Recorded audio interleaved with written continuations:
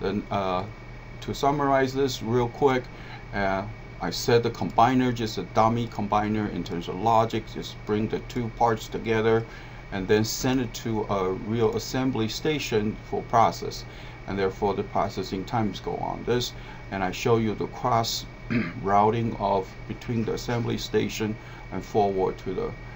And the next things we're going to talk about is assembly 2. So I'm going to zoom into assembly 2. The assembly 2 have two different type of has another special situation is their buffer space only have 10 buffer space, and usually what we can do is you can set the input buffer to 10.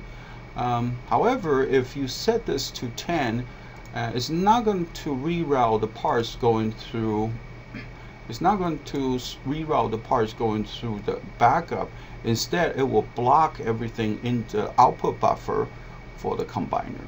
So I'm going to show you this effect, and you probably see that. I'm going to show you this thing.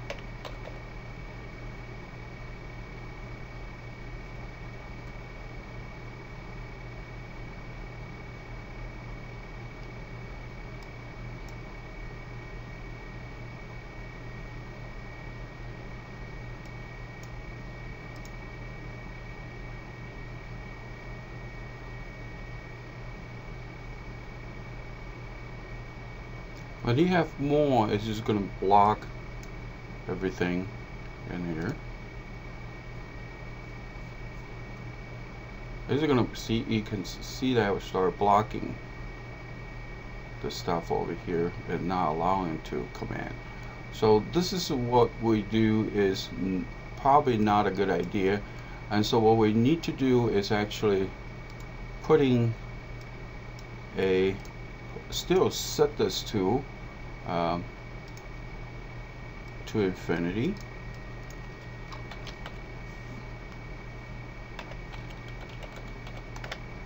Okay, instead I'm going to tell the thing is first I'm going to grab a backup server, and we'll call this guy backup. And what we need to do is we link the backup server as a detour for assembly 2. You'll notice that what I did is I'm just taking parts from the input node for the assembly 2, and I'm sending the parts I process back to the output node of assembly 2 so they can follow exactly the original routing logic. So it's not messing up any of the logic. So, and I believe the processing time for this is uniform, so let's set this up.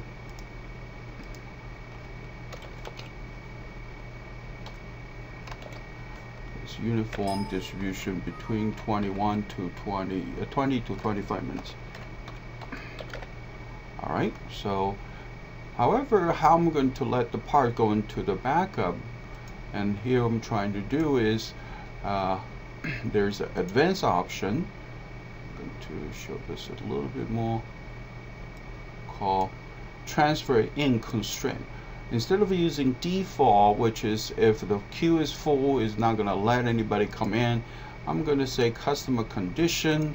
So, and I also say, okay, assembly 2 station, its input buffer,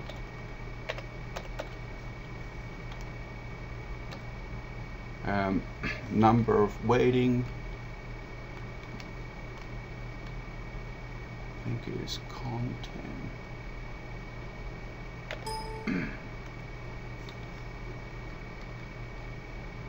Number of waiting. So in the input buffer, number of waiting right here is greater than less than 10. I allow them to come in.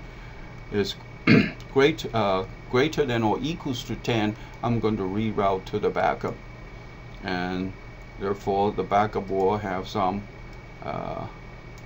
portion going over. Let's see if this is happening.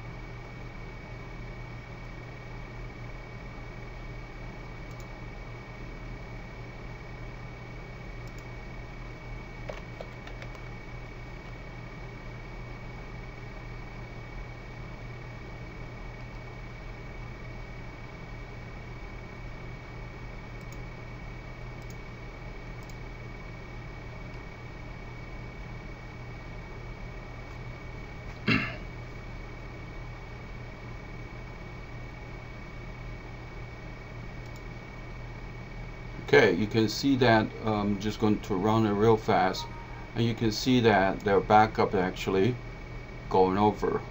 And I can also show you a couple of things. It's easy to recognize, and I'm going to show how many parts are actually waiting in the part.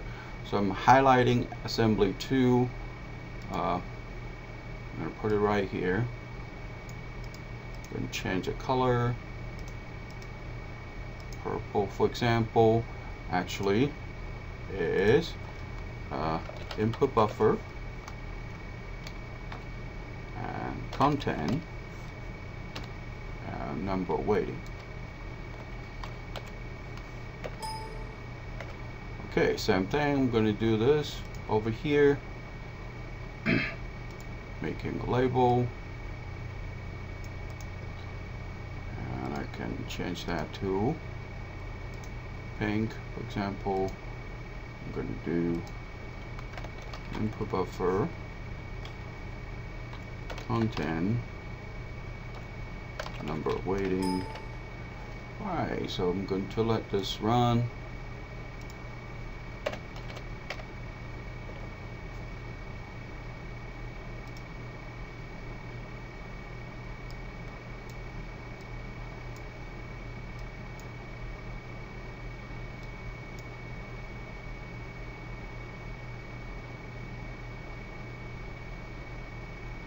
You can see that exactly how many. When it reached more than 10, it will start queuing up on the backup assembly, and backup assembly process it and just send it back to here, so still follow the original. So this pretty much concludes the second section of the hint. So I want you to pay attention. We did the cross routing using the data table to put into different processing time and so on and so forth. Thank you very much.